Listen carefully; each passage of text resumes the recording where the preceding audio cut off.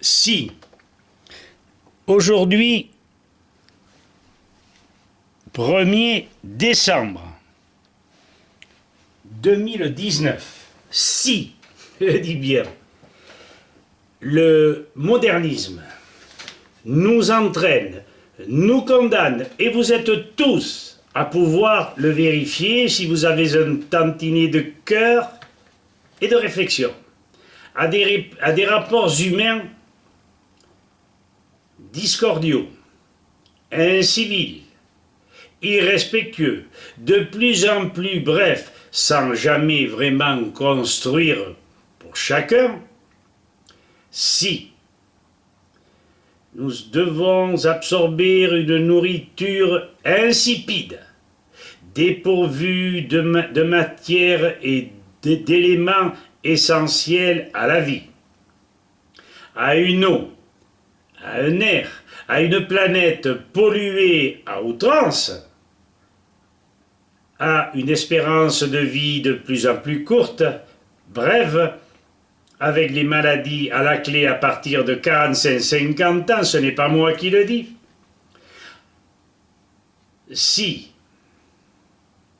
nous devons nous servir de produits, médicaments, n'est-ce pas, vaccins, et bien d'autres choses chimiques, à un air, comme je le disais, pollué, si nous abusons de ces médicaments de synthèse dévastateurs, alors ne serait-il pas souhaitable, pensable, qu'ensemble nous cherchions une alternative plus respectueuse des humains, plus respectueuse de la planète. Nous y sommes condamnés, que vous ne le désiriez pas ou que vous le désiriez. Voici donc cette vidéo qui s'intitule « Économie actuelle entre besoins, santé et, se greffant là-dessus, un génocide orchestré ». En sous-titre, lien entre l'économie ultra-libérale, l'économie folle, faux-folle dingue, et l'état de notre planète. Tout ça parce que les gens veulent avant tout le profit et avant tout prendre le meilleur sur l'ensemble des citoyens, les rendre esclaves. Et en sous-titre, répression du crime de génocide. Oui, nous allons en reparler. Cette fameuse convention pour la prévention et la répression du crime de génocide. Nous y sommes. J'espère que vous l'êtes bien mis dans la tête, et vous devez vous en douter.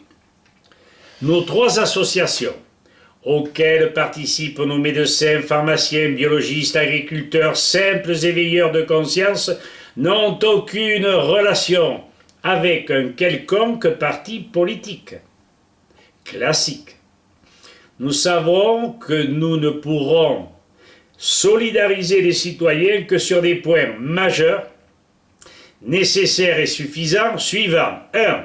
Une sécurité économique, c'est-à-dire un partage décent de notre production, puisque les productions sont largement suffisantes si les choses se font correctement pour toute la planète. Et ça, nous avons l'air de l'oublier. 2. Une suffisante quantité et qualité de biens utiles, nécessaires, n'est-ce pas? Pas des choses qui sont futiles, qui sont secondaires et dont nous nous servirions que très peu de temps ou dont ne se servent que les fortunés. L'abondance est connue de tous grâce à l'avènement de la productivité. L'imparfaite distribution de nos richesses est due à un manque de création monétaire gratuite. Ceci est sous-tendu par transfert illégal du droit régalien étatique à battre monnaie, droit dirigé sur les banques privées, à partir du 3 janvier 1973. Ceci permis par la traîtrise, l'inconscience des politiques toutes tendances et des économistes intéressés, pédants, orgueilleux, encensés par les médias, ne cherchant que le profit sans en branler une. Tous restant dans ce fameux contexte de la rareté qui avait lieu avant 1930. 3. La liberté de chacun à choisir sa voie professionnelle et civile. 4. Le respect, et ça c'est très important, le respect de l'article 3 de la Déclaration universelle des droits de l'homme de décembre, le 10, 1948, et qui est ainsi rédigé: tout individu a droit à la vie, à la liberté et à la sûreté de sa personne. Plusieurs codes précisent cette sûreté: civil, code; médical, code; Nuremberg, code; loi Kouchner de 2002, arrêt de la Cour de cassation de 1997 de février et d'octobre. Ceci étant précisé, ce n'est pas sans importance. Chacun se rend compte que nos droits économiques, fonction de l'abondance, et nos droits de citoyens à la santé sont bafoués par des lois récentes inconstitutionnelles, par réunion des pouvoirs. Nous n'y revenons pas, je l'ai assez dit. Oui, mais pas que. À un tel point que la Convention pour la prévention et la répression du crime de génocide nous intéresse au plus haut point.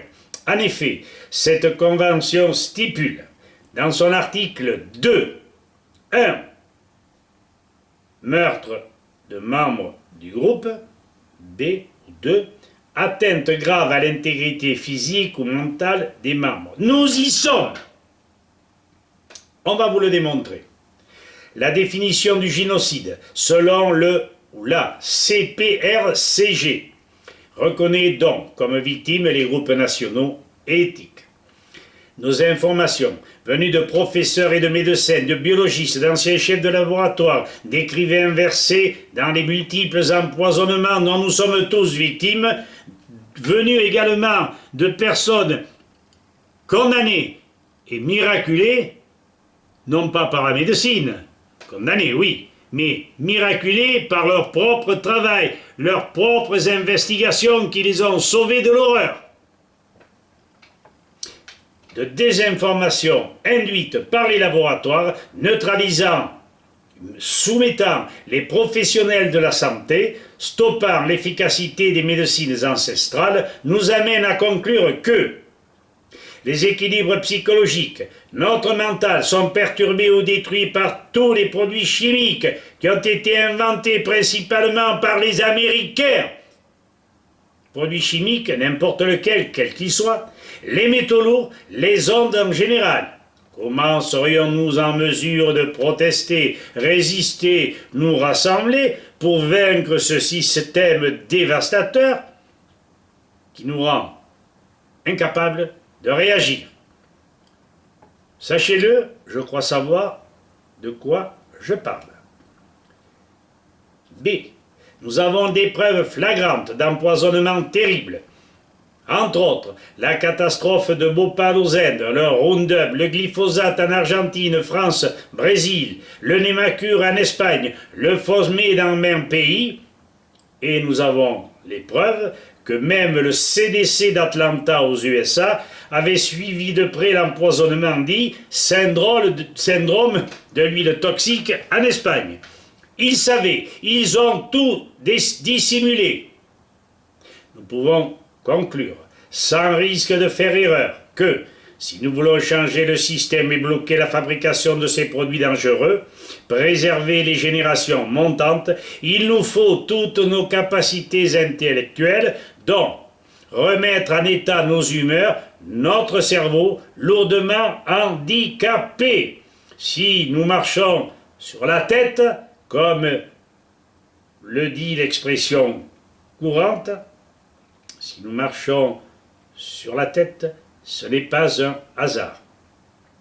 Se reporter, et j'insiste Écoutez bien, pour s'en sortir, se reporter aux vidéos et écrits de divers citoyens, entre autres, le docteur Klinga, un Américain d'origine allemande, le docteur Schaller, d'origine suisse, Thierry Casasnova, d'origine perpignanaise, Claire Séverac, qui a vagabondé autour du monde et qui a bien montré les problèmes, Sylvie Simon, etc.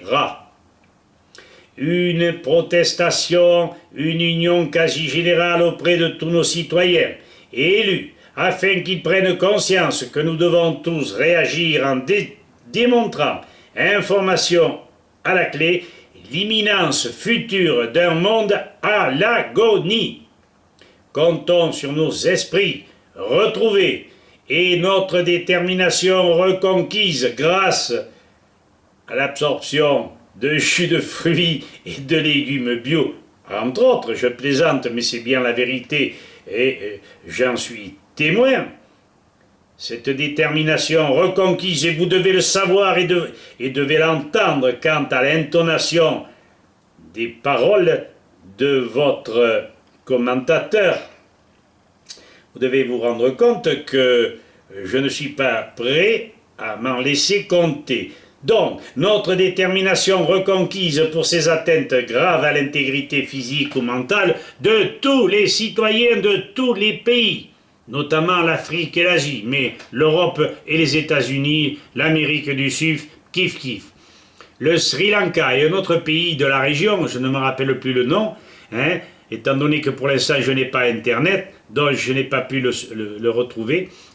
Le Sri Lanka a déjà interdit le glyphosate. Comment est-ce possible que nous nous laissions manœuvrer à ce point? C'est de notre faute. C'est parce que nous avons été subjugués, parce que nous avons été déstabilisés. Nous n'avons plus nos réactions d'antan, parce que nous sommes empoisonnés. Condamner Monsanto, condamner les multinationales, les trusts, qui, pour gagner davantage, ne se servent pas de la molécule naturelle, nous envoient aux enfers.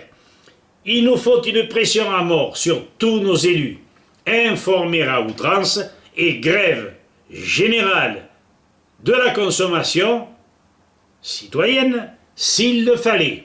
Allez, je vous ai dit l'essentiel, j'espère que je serai entendu. Croyez, chères citoyennes et chers citoyens, à mon respect et en pensant que nos générations montantes ne souffriront plus grâce à nos actions. Merci. Au revoir.